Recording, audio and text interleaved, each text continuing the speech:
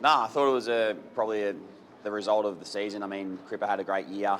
I always go into the Brownlow nights thinking anyone can win it, and so Lock was always going to be a chance. But transpired the way that it did, and congratulations to Crippa. He was one of the best players this year.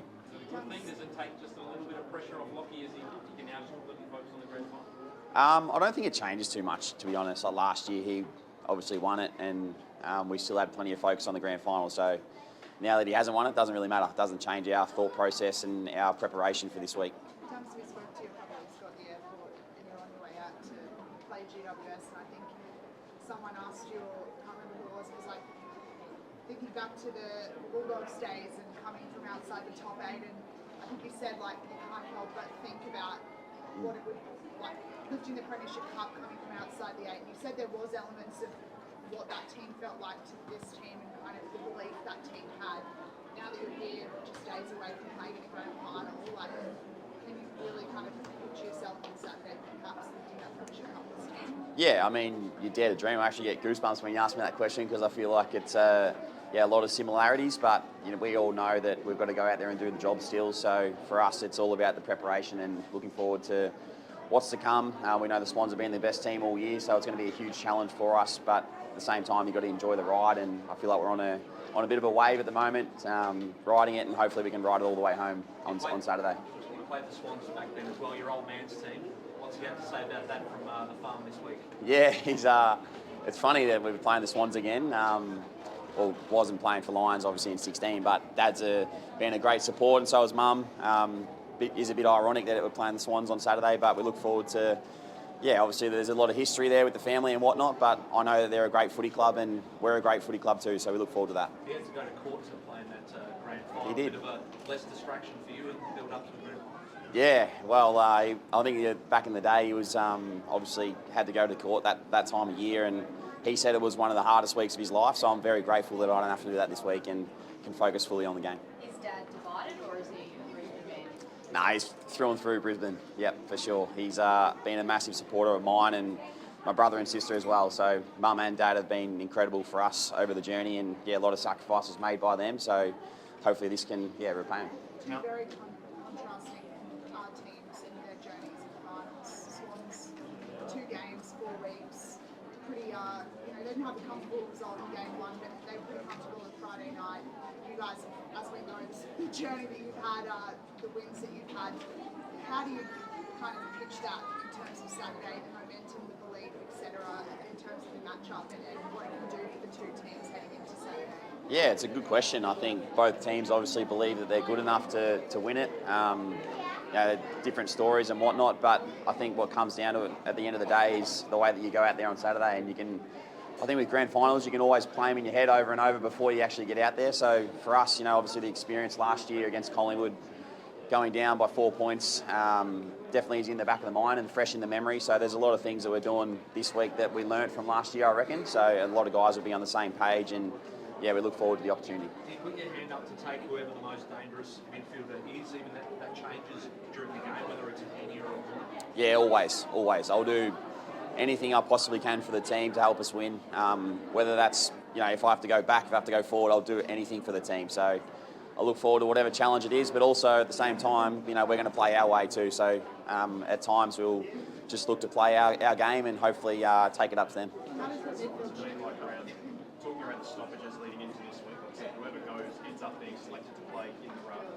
When Grundy gets on form, he's almost like an extra midfielder in there. He'll finish up with 25, 26 touches. What's the message been around really kind of helping whoever comes into that ruck role kind of help them along in the game? Yeah, another good question. I think, both guys are potentially available for selection in 40 and Henry Smith are essentially midfielders too. Like, they can both move really well as well. So Brodie's obviously been a really important player over a long period of time and has all the runs on the board that anyone could think of. So he's obviously a very well-respected player in the competition and amongst our group as well. So whoever comes in, I'm sure is going to play a role for us and give their best for the team. And hopefully that helps us come out on top.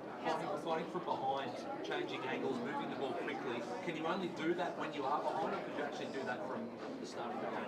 No, I think we've done that when we've been behind, but also when we've been in front this year as well. So as we were talking about before, the belief's there to win it from anywhere, whether we're in front or behind. The last couple of weeks we've been behind, but to be able to win the way that we have, it's just it's a huge feather in our cap, I think, and will help us out there on Saturday. But you never know what situation you're going to be in, so hopefully we can be in front and hold on. How much confidence does it give you going forward too, where when you needed match winners last week, it wasn't the usual suspects. It was, guys like Darcy Wilmot taking that mark and being really direct with delivery. It's Kai. It's these players that maybe aren't in those top 5 recognised names at the top. How much confidence does that give you knowing you've got all these guys down the list that have proven they can step up when it's at its biggest pressure point? Yeah, that's personally the biggest thing for me in my mind. I think, if you're out there on grand final day and there's 23 players that are contributing, it's going to be a very hard team to beat. And, that's what we had in 2016 and the other years that I've played in grand finals is a team. Like you're not going to win a grand final without a team. So you can't rely on 1 or 2 players to get you over the line. You've all got to contribute at different times. And finals are, I think it's a game of moments. Like you take your moment. If everyone takes their moment, then hopefully you get out on top. Josh, what do you make of the energy in Brisbane at the moment? Obviously, Yeah. all the fans turning out today. It feels like everyone's kind of getting on the Lions bandwagon at the moment. Yeah, it's great. I mean, we've probably been a bit more of an NRL state, so to be getting all the support that we're getting and all the fans here today, it's awesome for us as a footy club and us as players, and even the staff I think enjoy it too. So we look forward to doing them proud on the weekend. We've obviously been on a bit of a run at the moment, so hopefully we go one better this year. I think you can convince the Victorians to get on the Brisbane train as well.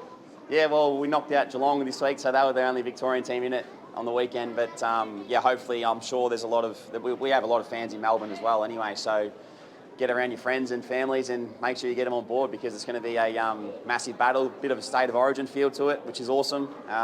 So we look forward to getting down there and getting the fans on board. I think the Fates has thrown a few Ted Lasso quotes out there during the week. Has that been the theme heading into this? Yeah, he loves his Ted Lasso, doesn't he? He's been up and about with the Ted Lasso stuff, and I think it's worked for us, to be honest. The way that we've sort of turned around and been a bit more, we move on really quickly and thinking about what's next rather than dwelling on mistakes and whatnot is a big theme of what the Ted Lasso stuff has brought out. So, hats off to Fags, he found something there. Have you had a favourite quote? Oh, I haven't watched Ted Lasso, so I'm not one to ask, but the theme of it all, to believe and just move on quickly, is definitely something that I've taken out of it. So we've seen him so up and about like the last few weeks in the running. What's the difference that you've seen with him this finals run compared to last year? Fags? Yeah.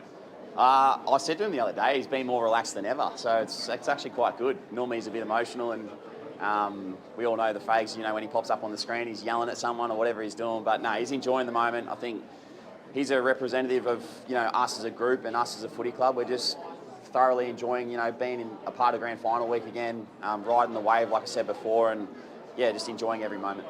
How much of a disruption is it losing Oscar, losing a ruckman on the eve of the biggest match of the season?